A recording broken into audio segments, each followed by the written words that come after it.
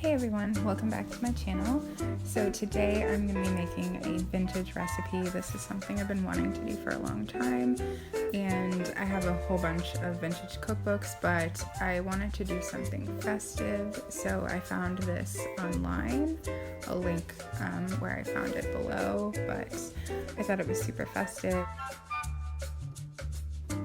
So this recipe I believe is from 1953. So the first thing I did was turn on my oven. I actually have a really old oven, so it's kind of cool. I should have got a bigger shot of it, but... So the first thing to do was mix the dry ingredients together. Now this recipe I believe was created to promote that swan's down flour, but the recipe did say to use a cake flour, so I just used what I could find, which was the Robin Hood stuff.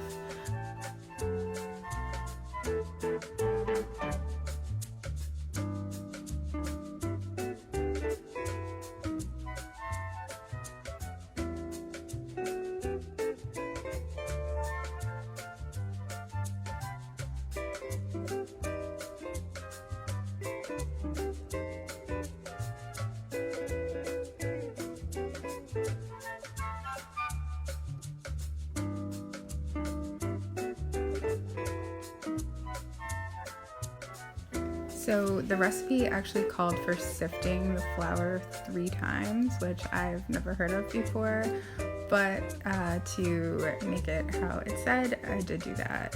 I'm not really sure what 3 times does versus 1, but I did it.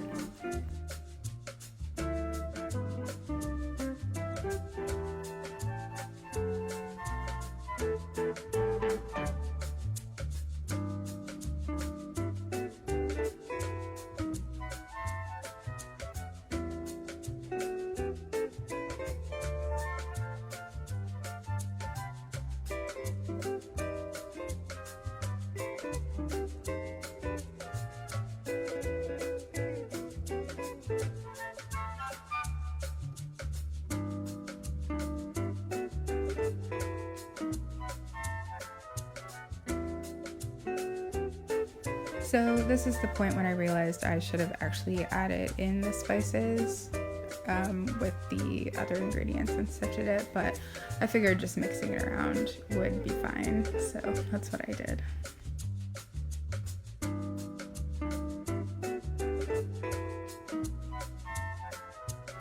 So the next step was to cream your butter or shortening. I actually didn't realize that you could do it with butter when I was in the store, so I found a vegetable shortening, so I used that. It was actually really weird. I hadn't actually used shortening in like probably more than 10 years, so it was super weird opening up the package, but I don't know, I think that it turned out okay. So I just creamed in the brown sugar and white sugar.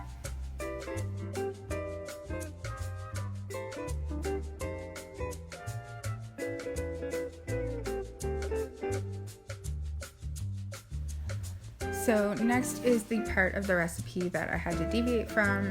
It called for 1 egg and 2 egg yolks, and if you're not familiar, I'm not sure how, but I'm a vegan, so I had to use a substitute, so I just used 3 chia eggs, which is just chia seeds mixed with water. It makes it very like gel-like substance, almost like egg. It's kind of weird, but it works really well. So I just added those in and hoped for the best that it would turn out. There's all kinds of different substitutes you can use, but that's kind of the one that I keep on hand to use most often, so.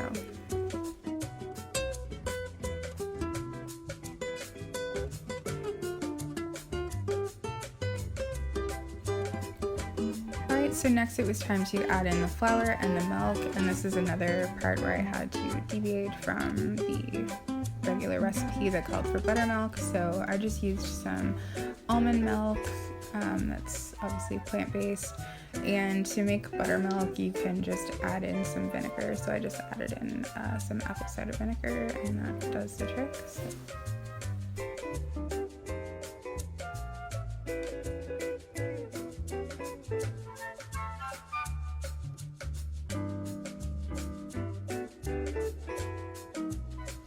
And the recipe said to just add it in, like alternating a little bit at a time. That's why I didn't just add it all in at once.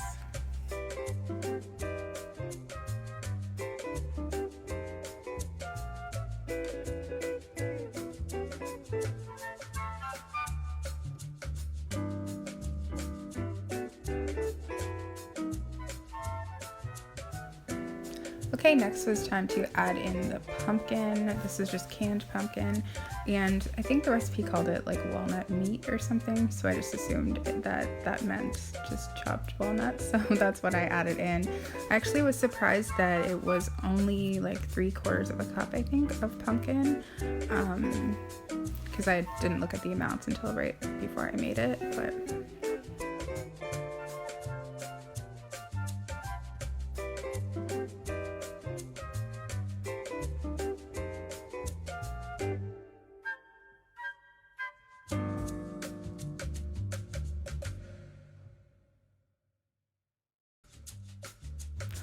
okay, so once everything was mixed up, it was time to put it in the pans and bake, so it just called to make 2 round pans, which I realized at the last minute that I did not have any round cake pans, so I got these disposable ones, but don't worry, I will wash them and reuse them so it's not wasteful.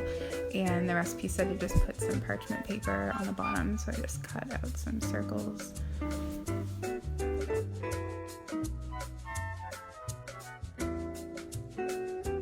I'm actually mixing the cake up in this super pretty vintage bowl that I got a few years ago that I wish I would have got a better shot of to show you guys, but my mom actually spotted it while we were thrifting together.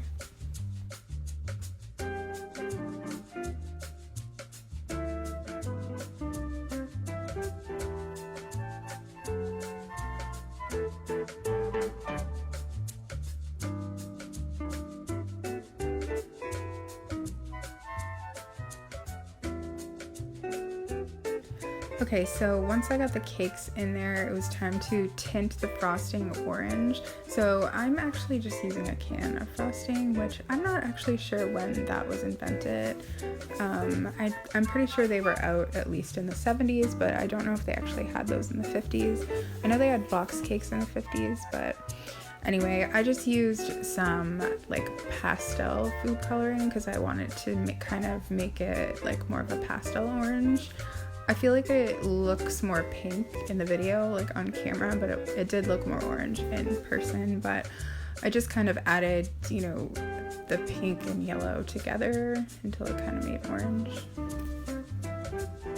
To be honest, I'm not really sure why I decided to get a can of frosting, because every time I have canned frosting, I regret it because it's definitely not as good as homemade, and it's not that hard to make homemade. So once my cakes were done, I just used a cake tester to make sure that they were done in the middle, and then I let them cool down for quite a few hours before I decided to frost it. And again, at this point, I was regretting already getting the can of icing. It felt like it wasn't going to be enough at first, so I didn't put that much in between the layers because I was worried that I wouldn't have enough to do the whole thing, but it was also really weird to spread. I don't know if it's because it was like whipped frosting and then I had like mixed it all around, but you know, I made it work. I'll also just add in that a lot of canned frosting is actually accidentally vegan, so obviously I made sure that I got a vegan one. I actually really enjoyed making this recipe, and I definitely want to make more.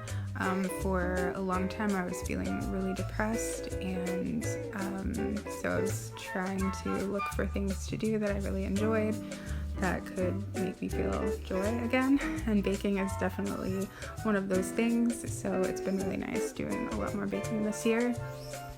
So I think the cake turned out really good. I actually really enjoyed it, and so did John.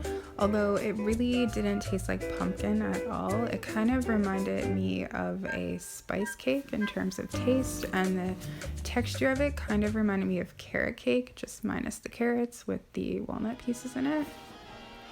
I hope you guys enjoyed this video, and thank you so much for watching.